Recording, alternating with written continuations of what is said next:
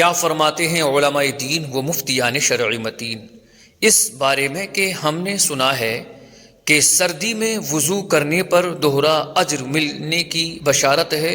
تو کیا فضیلت ٹھنڈے پانی سے وضو کرنے کے ساتھ خاص ہے یا گرم پانی سے وضو کرنے پر بھی یہ فضیلت حاصل ہوگی؟ بسم اللہ الرحمن الرحیم۔ الجواب بعون الملک الوہاب، اللہم ہدایت الحق والصواب۔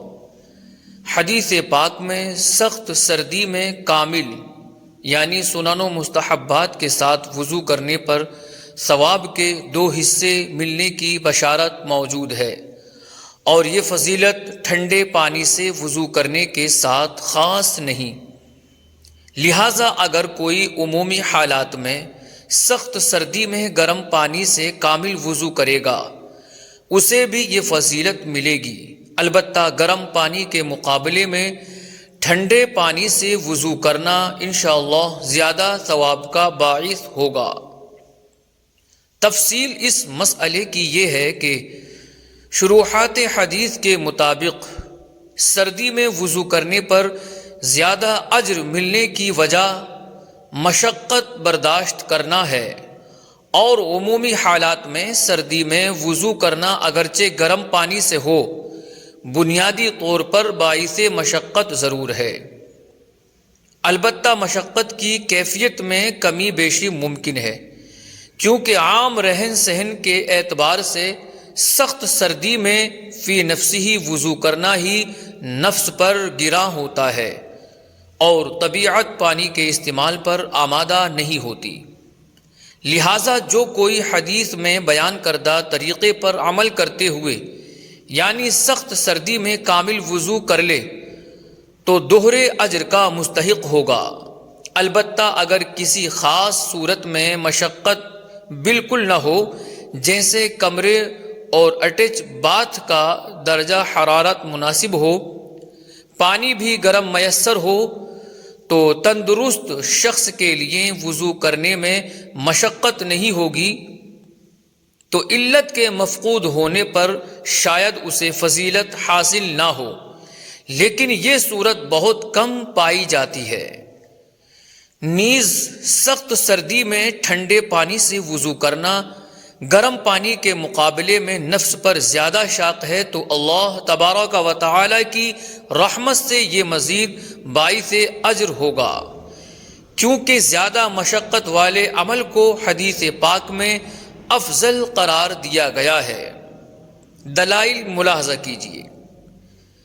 سخت سردی میں وضو کرنے پر دوہرا اجر ملتا ہے، چنانچہ نبی کریم صلی اللہ علیہ وآلہ وسلم نے ارشاد فرمایا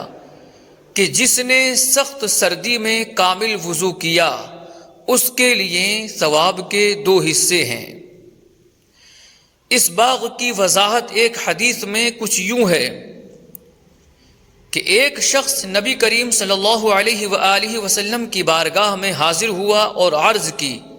کہ کامل وضو کرنے کا طریقہ کیا ہے؟ تو رسول اللہ صلی اللہ علیہ وآلہ وسلم خاموش رہے حتیٰ کہ نماز کا وقت ہو گیا، تو آپ علیہ الصلاۃ والسلام نے پانی منگوایا، پھر اپنے ہاتھ دھوئے، ناک میں پانی چڑھایا، کلی کی اور چہرے اور ہاتھوں کو 3 بار دھویا، سر کا مسح کیا اور پاؤں کو 3 بار دھویا، پھر کپڑے کے نیچے پانی چھڑکا، پھر فرمایا یہ کامل وضو کرنا ہے۔ فیض القدیر میں ہے کہ یعنی وضو اپنی شرائط، فرائض، سنن اور مستحبات کے ساتھ مکمل کرے۔ دوہرا اجر ملنے کی وجہ سردی کی مشقت برداشت کر کے وضو کرنا ہے، چنانچہ التسییر شرح جامع صغیر میں ہے کہ 1 اجر وضو کا اور 1 اجر سردی برداشت کرنے کا۔ ایک اور حدیث میں مشقت برداشت کر کے وضو کرنے کی مزید فضیلت کچھ یوں بیان کی گئی ہے، چنانچہ حضور صلی اللہ علیہ وآلہ وسلم نے ارشاد فرمایا کہ کیا میں تمہاری ایسی چیز کی طرف رہنمائی نہ کروں کہ جس سے اللہ تعالی گناہوں کو مٹاتا اور درجات کو بلند فرماتا ہے؟ تو صحابہ اکرام علیہم الرضوان نے عرض کی کیوں نہیں یا رسول اللہ صلی اللہ علیہ وآلہ وسلم؟ تو فرمایا کہ سردی وغیرہ کی مشقت برداشت کر کے اچھے طریقے سے وضو کرنا، مساجد کی طرف زیادہ قدم چلنا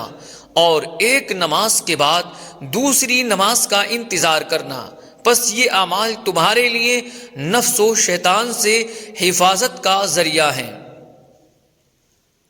المکارہ کے تحت شیخ محقق شیخ عبدالحق محدث دہلوی رحمۃ اللہ تعالی علیہ فرماتے ہیں، یعنی مشقت و تکلیف کے وقت جبکہ طبیعت پانی کے استعمال پر آمادہ نہ ہو، جیسے بیماری اور شدید سردی کی حالت۔ مفتی احمد یار خان نعیمی رحمۃ اللہ تعالی علیہ فرماتے ہیں کہ مشقت سے مراد سردی یا بیماری یا پانی کی گرانی کا زمانہ ہے، یعنی جب وضو مکمل کرنا بھاری ہو تب مکمل کرنا۔ ایک اور مقام پر فرمایا کہ سردیوں میں خصوصاً جبکہ پانی بھی ٹھنڈا ہو صحیح وضو کرنا بہت ثواب ہے۔ زیادہ مشقت والا عمل افضل ہے، چنانچہ حدیث پاک میں ہے کہ عبادات میں سے افضل وہ ہے جس میں زحمت زیادہ ہو۔ واللہ اعلم تبارک و تعالی ورسولہ اعلم صلی اللہ علیہ وآلہ وسلم۔